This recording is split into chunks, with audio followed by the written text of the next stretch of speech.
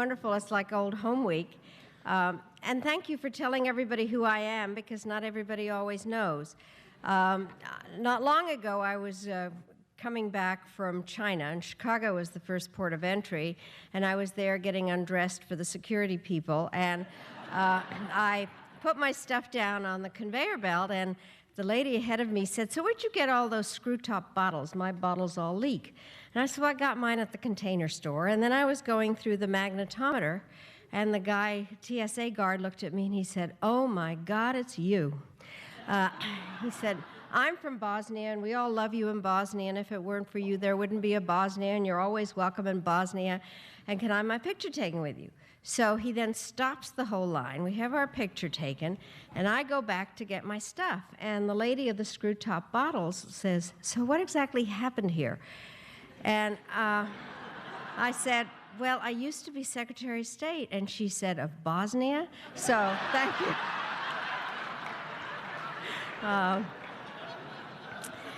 I really am delighted to be here. And Stephanie, I want to thank you for organizing all of this. And Bren, really, truly, you are a great friend. And without you, none of this. So thank you very, very much.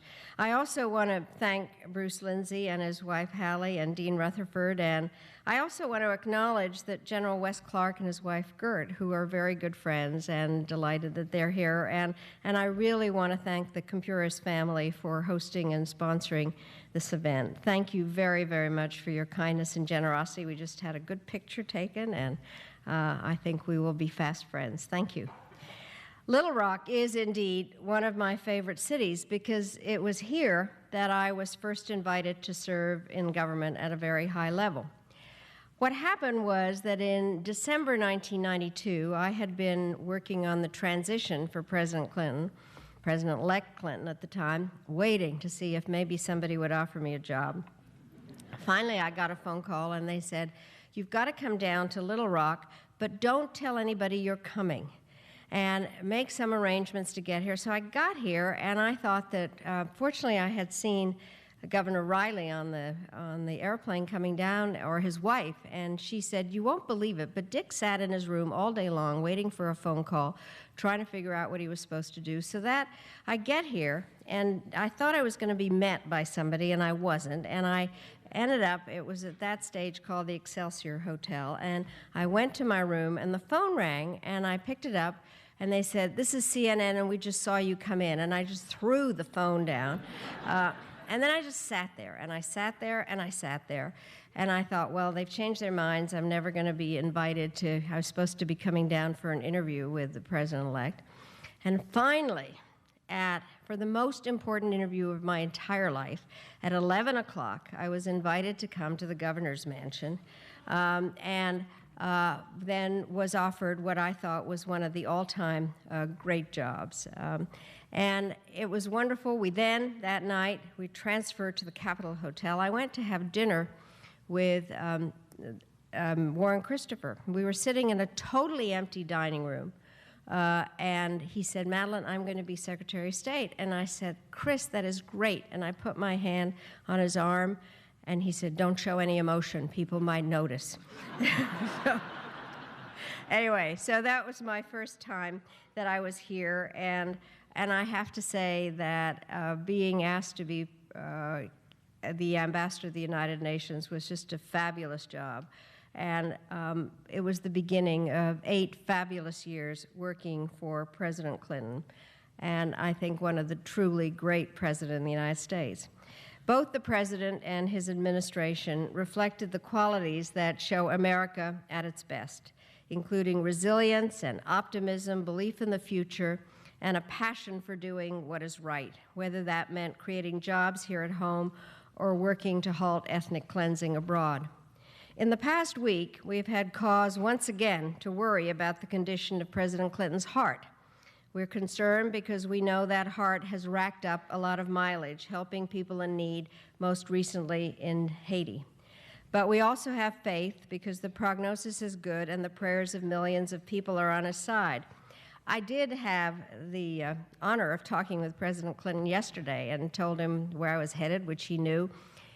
I don't know how many of you heard this on TV, but he actually watched them do his operation.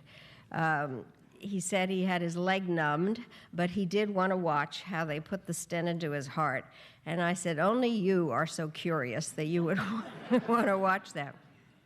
On a very personal level, I will forever be grateful to President Clinton for the opportunity that he gave me to serve. As a citizen, I will never cease to admire him for the dedication and commitment that he brought to his job. And as someone who loves to wear pins, I have him to thank for the opportunity to do so in a uniquely expressive manner. The results are now here on display, and I want to thank everyone involved in putting this exhibit together. I think it really is fabulous, and I've just been through it, and I love it. And as I mentioned, Bren is the one that helped this very much. And then I want to thank Dan. I'm in my newest St. John outfit. And the truth is, I wore a lot of St. John outfits before all this, right? So I'm really very, very happy. This book has done very well. It's now in its 5th printing. And I think I finally learned the secret of publishing, which is to write books that have fewer words and more pictures. But the message in both the exhibit and the publication is that jewelry has its own language, and that this language can be both colorful and fun. I happen to love being a diplomat, and this was because of the opportunity to represent the United States and to try to advance our national interests. But let's face it, being a diplomat means going to a lot of meetings, whether they're bilateral, trilateral, quadrilateral, or in the case of 8, octagonal. Through the years, my predecessors in government appeared at such meetings in their fancy suits and power ties, not to mention their whiskers and beards. And when I took office, I thought that the time might be right to display pins with attitude. Obviously, the idea of using pins as a diplomatic tool is not found in any foreign policy manual. I started doing it in New York while still serving as ambassador to the United Nations, and this book would not have happened if it hadn't been for Saddam Hussein, because this was the period soon after the first Persian Gulf War when our differences with Iraq were still a major issue. And my instructions were to say perfectly horrible things about Saddam Hussein all day long, which he deserved because he had invaded another country. And I criticized him so much that ultimately a paper in Baghdad printed a poem, and I think it may very well be the world's worst poem. Among other unkind sentiments, the poet invoked the wrath of ancient Sumerian gods, warned that I could not, and I quote, block the road to Jerusalem with a frigate, a ghost, or an elephant, unquote, and referred to me as an unmatched clamor maker and an unparalleled serpent. So I have to admit that in Arabic, perhaps the verses rhymed. In the English translation, not so much. Still, when someone writes a poem about you, it's only polite to respond, and I thought that I might show my appreciation by wearing my snake pin to all meetings with Iraqi officials. And what happened was that the press picked up on the connection, so what began as a personal statement became a public issue, and from that time forward, jewelry had been a signature part of my diplomatic arsenal, because the press said, so why are you wearing that snake pin? And I said, because Saddam Hussein called me an unparalleled serpent, and I thought this is really fun. So that is how it all began. Now, I don't claim too much. Clearly, as a tool of foreign policy, a pin is not the same in the same league as a landmark peace agreement or a commitment to help in time of emergency. But I do believe that the right symbol at the right time can add something meaningful to an international relationship, whether the new ingredient is warm and fuzzy or very, very sharp. It was also interesting to anticipate how other foreign ministers might react to what I was wearing. If I had on a ladybug or a butterfly, they would know that I was in a good mood. If I wore my angel pin, they could expect me to be gentle. But if it was a spider or a wasp, they had fair warning to watch out. Deciding what pin to wear to a particular meeting was great fun, but also hard work. especially when I was preparing to go on a long trip, and I didn't have a lot of time, nor did I know what kind of mood I was going to be in. So I just grabbed a handful of pieces from my dresser drawer and hoped for the best. Of course, one problem with the pins is that they can do a lot of damage to your wardrobe. And after a while, I found that I had to wear bigger and crazier pins just to cover up all the holes. There was also the question of the clasp, which has a very long history. As I write in the book, ancient hunter-gatherers used pieces of flint to keep their clothes on while running around in the forest trying to catch their next meal. Royal burial sites in Ur, the home city of the patriarch Abraham, included gold and silver pins that would have been used to secure robes at the shoulder. And I mention these origins only to show that I couldn't possibly have been the first person to be embarrassed by a pin that came undone at the wrong time. It so happened that for me, the wrong time was the ceremony at which I was sworn in as Secretary of State. For the occasion, I had purchased an antique pin with a gold eagle and widespread wings. And what I failed to notice was that the clasp was not only old but complicated, and securing it was a multiple-step process that I had neglected to complete. And so there I was with one hand on the Bible and one up in the air, and all of a sudden I noticed that the pin is just kind of swinging around. And I thought the whole thing, I'm swearing allegiance to the Constitution, and I thought the pin is going to fall on the Bible. And so after all that, there is the picture of me swearing allegiance. You can't even see the eagle. It wasn't a great start, but I must have done okay as the first woman Secretary of State, because these days they hardly ever consider men for the position.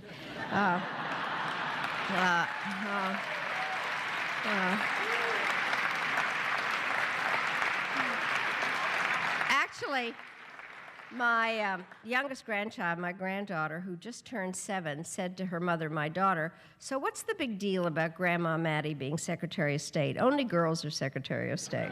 So it is difficult for me to believe that I've now been out of government for more than 9 years. And in that time, much has changed, but I've lost neither my affection for pins nor my passion for world affairs.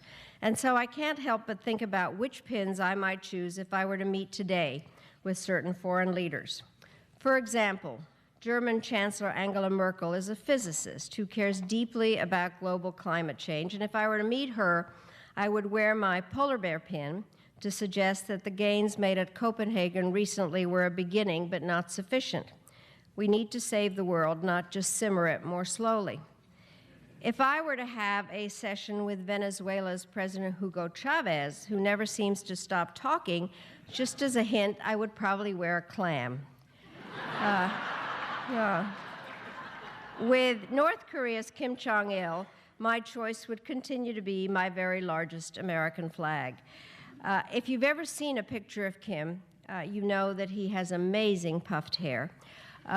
When I met him 10 years ago, we were doing our press conference together, and I saw that we were about the same height, and I knew that I had on high heels, and then I looked over at him, and he did too, and his hair really was poofier than mine. Under Kim's leadership, the North Korean people are taught to believe that Americans are evil, but to me, the American flag is the ultimate international symbol of democracy and human rights.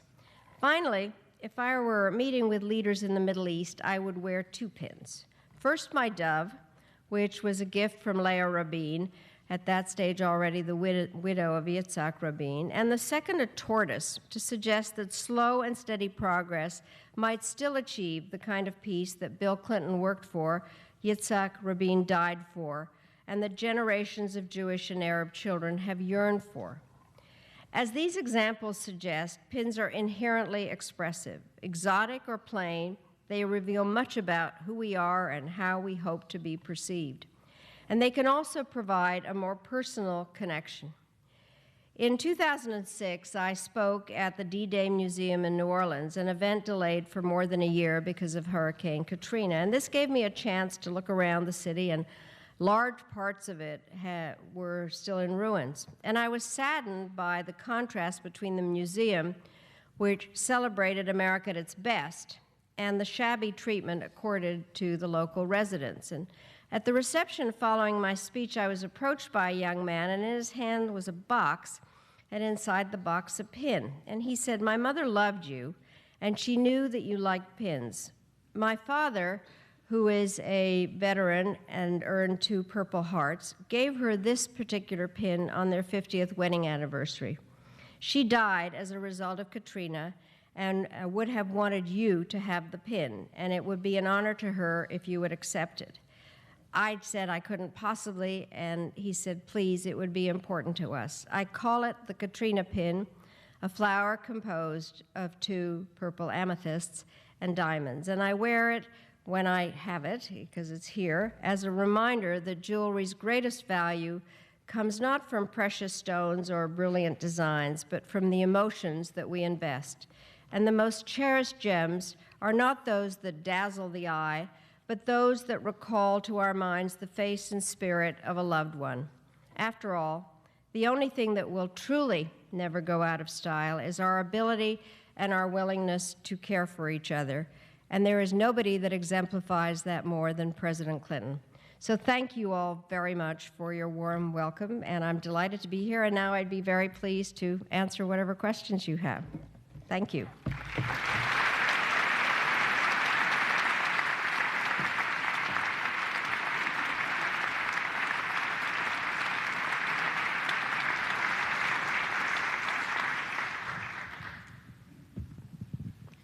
Good evening.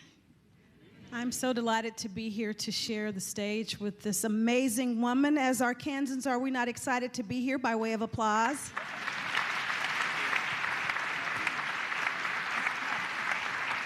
Not often do we have the opportunity to visit with people who are so distinguished, who have had a front seat to view history and to be so tangibly connected to it. So we're delighted that you would have the time in your schedule to be with us tonight. Thrilled to be here, Pamela. Thank you. Well, this is a very interesting collection of pins tied to a book. And this book that you have written now is a lot different than your previous books. Talk a little bit about why you decided to write a book about pins and connect it to foreign policy. Well, I kind of figure that my niche is trying to make foreign policy interesting to non-experts. When I wrote my memoir, I did it in a way that I talked a lot about my life and not just things that I had done as secretary. And I have felt that the pins provide a very good vehicle to talk about foreign policy, because the pins all have some foreign policy story. So. For instance, there's one in there that is an arrow, but when I was negotiating the anti-ballistic missile treaty with the Russians, the foreign minister of Russia, Igor Ivanov, looked over at it and said, "Is that one of your interceptors?" And I said, "Yes, it is, and we make them very small, and it's time to negotiate." But it gives me a chance to talk about arms control agreements, and so they're just a vehicle, I think, for getting people interested in the things that I care about, which are foreign policy. And it seems to be working. What I have found, the book's been out now since September, and it's been a lot of fun. And as I've done the book tour, I have had lots and lots of questions. This is a particularly beautiful book because of the photography in it. And so I would like to also, John Bigelow Taylor, where are you sitting? Here. Thank you so much. You are the ones, you and Diane Dula, that really put this book together. The photography is remarkable. Thank you. And she is absolutely right. I don't know how many of you have the book already, but if you don't, you will have the opportunity to pick it up. Anybody have it tonight? All right. Well, it is available at the Clinton Museum store, so after tonight you can have a chance to check it out for yourselves. Talk a little bit about the importance of the pins that you have collected from some people perhaps who are not as well known. Well, I think what I've done, a lot of my friends have given me pins. I have to say, Elaine Shokus, who was my chief of staff at the when we was State Department, now one of my closest friends, gave me for my 65th birthday 65 pins that each cost under $5, and they are an awful lot of fun. But I think a pin that I really love a lot is a heart that I have worn every Valentine's Day except 2 days ago because it was here, that was made for me by my daughter. And people say, well, how old is your daughter? And I said, well, she's been 25, 30, 35, 40. And she says, Mom, you got to tell him I made it when I was 5. So that is a very special pin. Thank you. And by the way, if you all have some questions, you're welcome to ask them at any time. We're just going to enjoy visiting with Secretary Albright. I wanted to tell you, I particularly enjoyed the red shoes and also the red fox, if you would share the story connected with those. Well, the red shoes was one of the Elaine specials. The red fox, I just got not too long ago. I think it's a great pin. It's made by this woman called Leah Stein, who's made a lot of animal pins. I guess I can say racy things. It's my foxy lady pin. When I'm feeling that I can let it all hang out. Enough said. And I guess I'm feeling like a tigress because I'm wearing my tiger pin. Ladies, do you have your pins tonight? By way of hands, let's see who has their pins. Wonderful. I think I'm reviving the costume jewelry industry. You are. You're making pins chic again. And I think we need to have some men pins. Well, I'll tell you what is interesting is actually jewelry and pins and everything were worn more by men historically in terms of showing what their rank is and generally showing the jewelry that they had gotten. So it used to be crowns and many kinds of pendants and things. But the history of jewelry has been very interesting. Now, Anthony and Cleopatra, whom I named the original power couple, they were this is a story that they had made a bet. He bet her that she couldn't serve him a very expensive meal. So they had some kind of ordinary meal, and he said, this ain't much. So she then asked for somebody to bring out a goblet of vinegar, and she took off one of her perfect pearl earrings and stuck it in the vinegar, and it dissolved. So there are all kinds of crazy stories about jewelry in the past. And your book really does chronicle a number of years, actually 100 if I understand correctly, of jewelry making and its connection to history. A lot, and that was the other part about this book, is I thought it would be kind of fun to talk about the jewelry, the history of it. It's played a very interesting part in the suffragette movement. What I didn't realize is that suffragette jewelry is green, violet, and white, give women the vote. And there were lots of different jewels, pins and things that the suffragettes wore.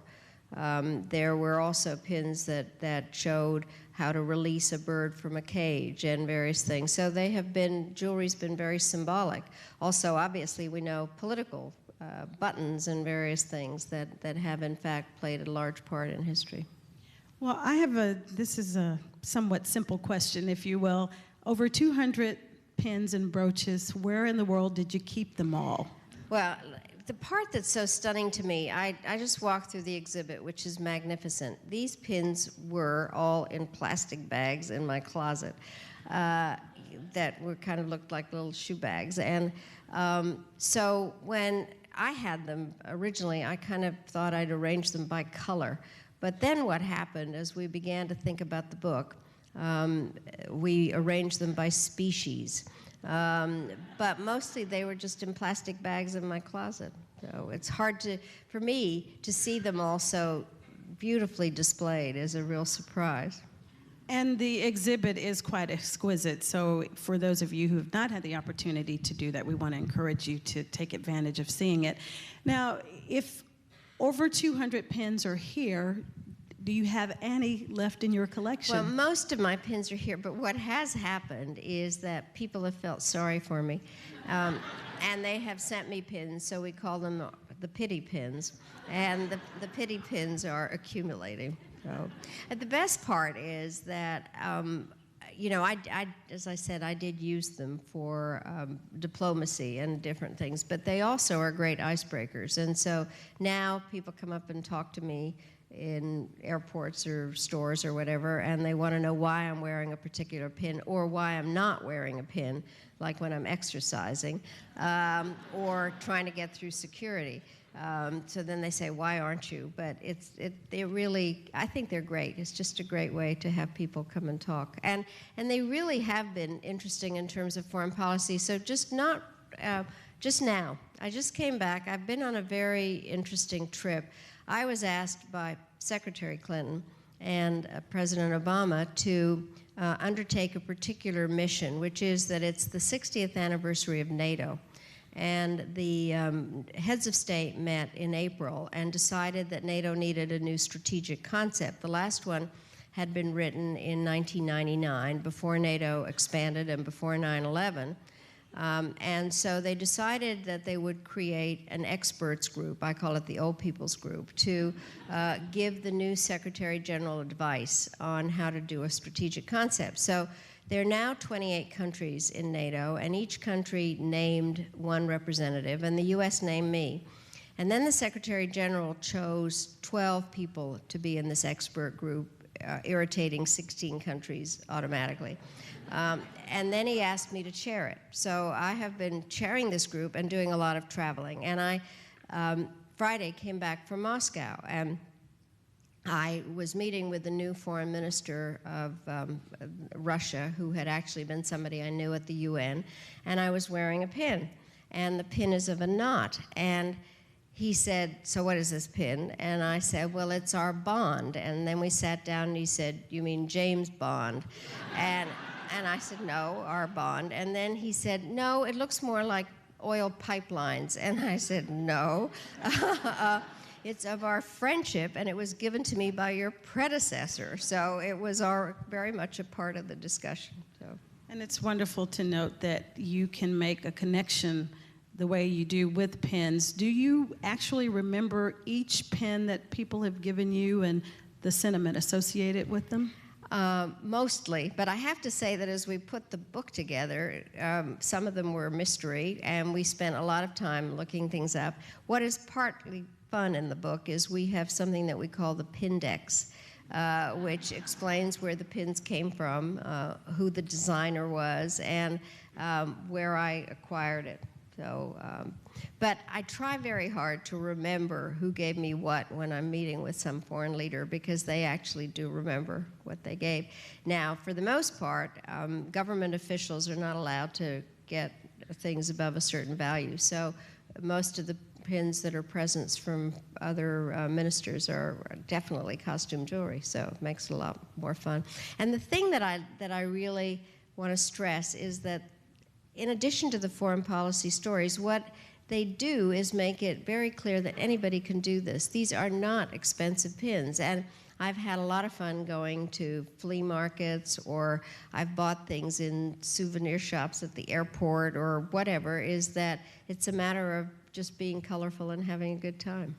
Well, let's talk for a moment, if you will, about the educational component associated with the pins in the book and what you hope to achieve with the nation's students. I understand you're going to be meeting with some Arkansas students tomorrow who participated in an essay contest. Talk about that, if you would. Well, first of all, I'm a professor, and I really do love teaching, and I also do think that in many ways, when you leave high office, there is a responsibility to try to pass on knowledge and education generally to the next generation.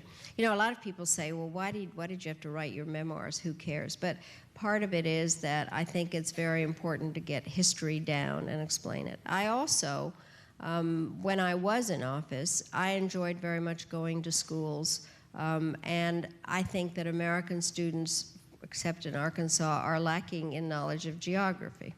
And so I would, and in American classrooms mostly, they're flat maps with the Western Hemisphere in the middle and these two flaps on either side.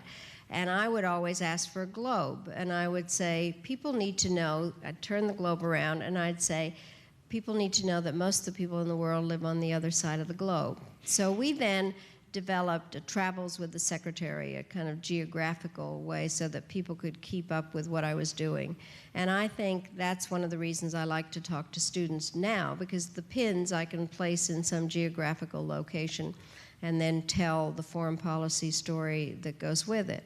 What I have found is that the students love to know personal stories. And they actually know quite a lot in terms of what the international situation is, and they like to have discussions. And I have also learned something, and I've learned this from my own children, now aged, but also my grandchildren, is that it's a real mistake to talk down to high school students, and that they have a great grasp of issues, and it's worth really having intelligent conversations with them. So I'm very, very much looking forward to meeting with the students tomorrow. And I understand that one of your overall goals is to make foreign policy less foreign to people. Right. Well, first of all, I am passionate about foreign policy. It's very funny. Whenever I was not born in this country, I was born in Czechoslovakia. My father was a Czechoslovak diplomat. And we came to the United States in 1948 after the communists had taken over Czechoslovakia. And my father had defected and asked for political asylum in the United States. And at that stage, what was happening was the Rockefeller Foundation was giving grants to Central European intellectuals. And they got him a job at the University of Denver. We had no idea where Denver was. My father ended up as dean of the graduate school there. But the reason I'm telling the story is when I got there, whatever school I went to, I started an international relations club and made myself president of it. And so I have always been passionate about it. And I must say, about 3 weeks ago, I went to Wellesley, as did Mrs. Clinton. They just named an institute in my name in terms of training women leaders, and I thought this is the ultimate international relations club. But I really do think that there is nothing that is that complicated about foreign policy, and I think that it affects every American in some form or another. So making it less foreign having people explain what the impact is of what is happening, whether I think people now know about Afghanistan, but in terms of what is of import in terms of China rising and what is going on in India and what is happening in Latin America, it all affects our daily lives. And I think if it can be made understandable to people who are not experts, first of all, it's interesting, and I think people really get into it. Well, thank you. I'm going to see if we have any questions in the audience. All right. Hi, welcome to Arkansas. I was wondering what pin you're wearing tonight and why, and was also wondering if you have an Arkansas Razorback pin. So, first of all, I don't have in fact, I was thinking, why don't I have one, as I was trying to figure out what to do today. The reason that I wore this one is I have come from Washington that is buried under snow and hasn't seen any sun in quite a long time, so I thought a sunny pin for a great occasion was the reason for it. I might add, she does have a pig in her collection, but it is pink. It is pink, yes. We need to do something about that, Arkansans. So before she leaves, I'm sure someone will gift you Actually, the pink pig I bought in China when they had the Year of the Pig. So I do need a Razorback. Yeah. I think we can arrange that, don't you, by way of applause? Okay, do we have another question?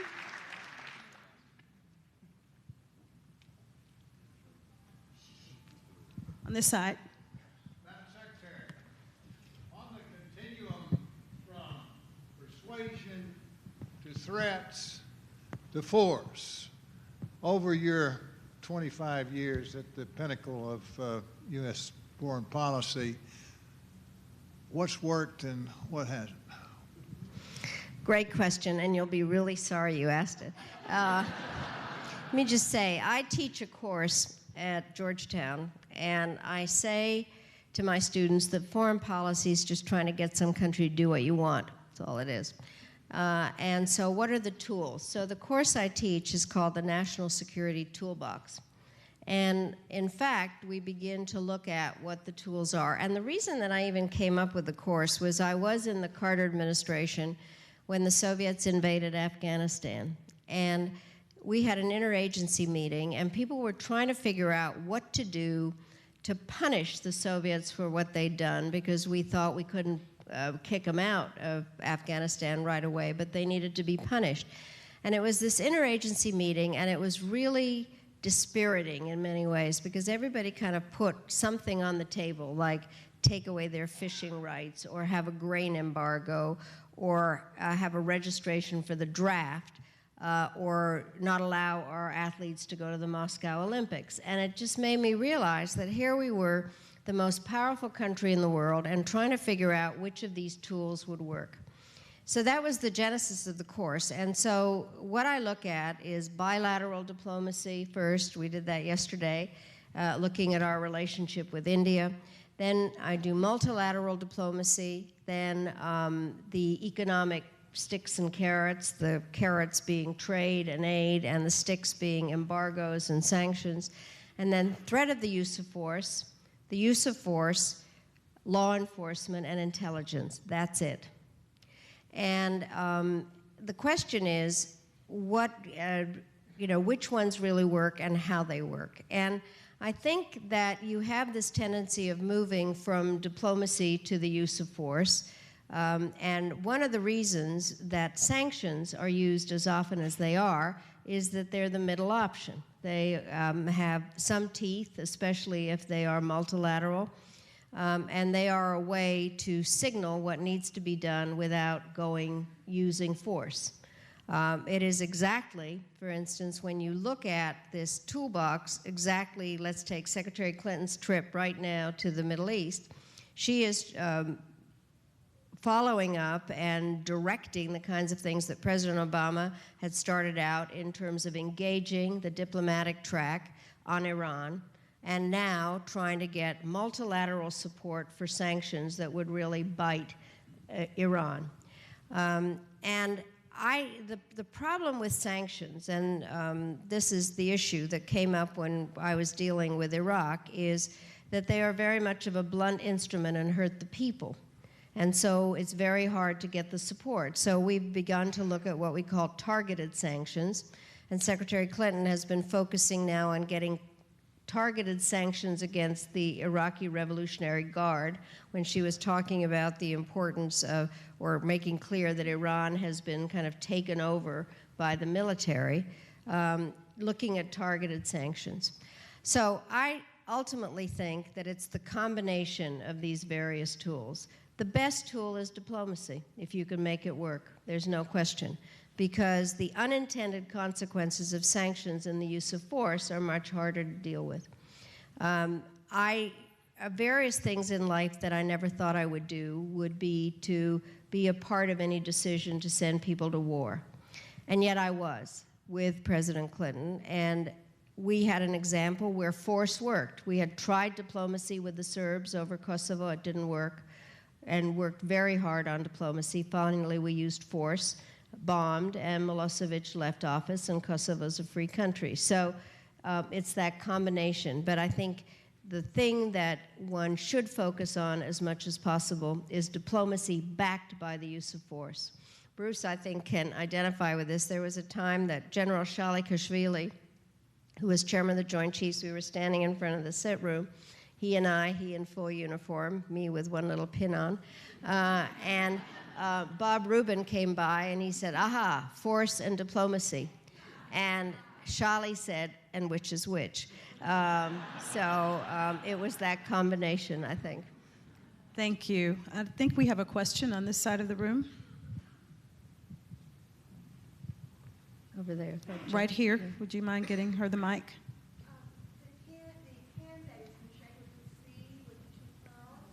Yes. Made by a jewelry maker, and I understand that she and her husband buy a ton of offsets. Are those available? And tell us a little bit. Now, well, the way this came up, 2 summers ago, I am on the board of the Aspen Institute, and they co-sponsored a trip to the Arctic along with National Geographic. I can assure you that there is climate change. We left from Norway, up in the Norwegian archipelago, and had to sail for 2 days on an icebreaker before we hit heavy ice. And so the Arctic is very much of an open area. And I wore my polar bear pin. And on the ship was a man whose wife made these pins. They are on sale. We can get the information. They gave me that pin, but it's a C and 2 little pearls for carbon and oxygen, and so they have in fact developed a whole way of doing that. He is a scientist and she is a jewelry maker, and I think it's a terrific combination. And we have the name, Elaine, you've got it. The other thing is the museum store is going to be carrying that particular pin any day now. Yeah. So, I mean, but I have to tell you, I went on this trip with my oldest grandson. I shared a cabin with him, which was difficult. It was like being with a tsunami. But the thing that happened on the trip, I just have to tell you, this was an amazing trip. President Carter was on the trip, Chevy Chase, Ted Turner, a lot of, I called it egos on ice. And it was truly remarkable. And we learned a lot. And the National Geographic people took amazing pictures and had a camera under the ship all day, and then they'd show us the movies that they made. And the part that was so amazing is that the food chain is inexorable. And you actually do see polar bears, and the polar bears eat the seals, and you don't know whose side you want to be on. But the thing that would happen is a lot of people spent a lot of money to have this be a fabulous tour, National Geographic did, and the owners of the ship. And what would happen, because it was in the summer, it was perpetual light. So you'd go to sleep, and at 4:30 in the morning, the voice of God would say, "We have just sighted polar bears off 15 miles up, and if you will get dressed and come out on deck, you will see them." So you get dressed, it's freezing cold, you get up there, and they hand you this huge pair of binoculars, and they say, if you see that there's a big ice thing, and next to the left of that piece of ice, there is a jagged piece of ice, and behind that is a piece of ice that's got some dirt on it, and to the left of that is this piece of ice, and the polar bears are on it. And everybody's watching, and you're going, and you finally say, "I see them," and they say, no, you're looking in the wrong place." So looking for white polar bears in the fog on ice is not the easiest thing in the world. Thank you for sharing that story. Okay, I believe there was a question here. Hello, my name is Ryan Olson. I'm a student at the Clinton School. Thank you so much for being here. I am humbled and honored just to be in your presence, as I've followed you since I was a little bit younger. So, and thank you all for So was I. Yeah. My question for you is, I am so passionate about gender and sexuality issues around the world, and I'm curious to know how women's empowerment issues played a part of the work that you did, and how your own gender impacted the interactions you had with foreign dignitaries. Well, the interesting part about this was that there really was the question about being the first female Secretary of State. And when my name was out there were a lot of people, articles kind of surfaced and said that, in fact, a woman could not be Secretary of State. And the excuse was that Arab leaders wouldn't deal with her. So what happened was, I had just spent 4 years at the United Nations, and so the Arab ambassadors got together and said that they'd had no problems working with me for 4 years. So that kind of debunked that argument. And President Clinton decided otherwise, I think on, as has been told many times, with some input from his wife. And I know very clearly that I would never have been Secretary of State if it hadn't been for Hillary Clinton. And President Clinton told the story himself. We were actually at some embassy somewhere, and he said that there were other names out there, and that Hillary said, well, why wouldn't you appoint Madeline? She agrees with your policies and states them fairly clearly, and besides, your mother would be very pleased. So I was very happy that happened. Now, I never had any problems with foreign leaders. I had more problems with the men in our own government. Not because they were all male chauvinist pigs, but because they, in fact, had seen me go through a very long ascent in my career. I had, in fact, been a carpool mother and knew some of their wives. I had been a staffer. I worked for Senator Muskie. I had, in my life, made a lot of coffee and done a lot of Xeroxing. And they thought, well, how did she get to be Secretary of State, especially since they thought maybe they should be. So, but I did not have problems abroad. It did help. I arrived in a very large plane that said United States of America. What did happen was that I created an international support group. I had done, when I was ambassador at the UN, when I arrived at the UN, there were 183 countries in the UN at the time, and I had asked my executive assistant to invite all the women permanent representatives for lunch, and it was one of the first times I didn't have to do the cooking myself, so I hadn't bothered to find out how many people were coming. So I get to my apartment, and there's 6 other women there out of 183. They were Canada, Philippines, Kazakhstan, Trinidad, Tobago, Jamaica, and Liechtenstein, and me. So being an American, I created a caucus, and we called ourselves the G7, and we, in fact, lobbied to have women judges on the War Crimes Tribunal. When I was secretary, I created a group of women foreign ministers. And it did have an impact when the United States has a woman Secretary of State. People actually said to me that their government had said, we need a Madeline. And so the circle has been enlarging. I believe that that politics and the situation in any country changes when women are politically and economically empowered.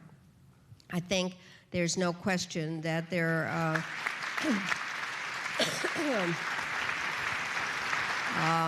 a series of, in terms of, I've never liked the term women's issues because that makes them kind of auxiliary. What I did when I was Secretary of State was make those issues central to American foreign policy because they are the everyday issues that people have to deal with, which is health, education, jobs, transmitting values. And so I think it is very important. And one of my great friends and partners in this was First Lady Hillary Clinton. We did a lot of things together.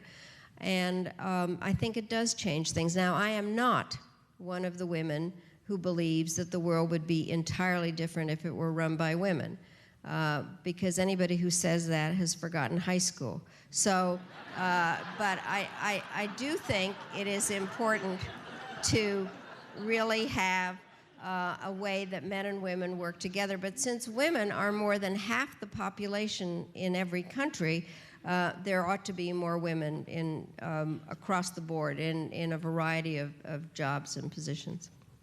Thank you. I think we have time for one last question, and the gentleman in the back there.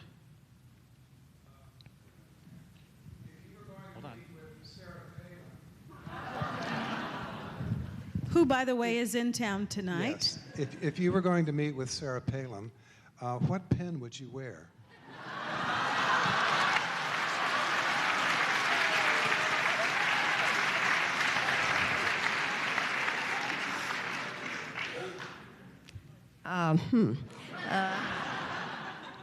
Well, first of all, let me say I have met Sarah Palin, and she is very thin and very pretty, and actually quite nice. But you know, sometimes, I don't know whether it's happened to any of you, but sometimes you say things that you hadn't really intended to say just because they're in your mind, in the back of it. So she was still governor of Alaska, and I said, well, it must have been really interesting to go back to Alaska, and you certainly have a lot of economic issues and questions about oil and budget, just like Russia. And I don't know why I said that. Because she could see Russia, and I think I would wear my donkey.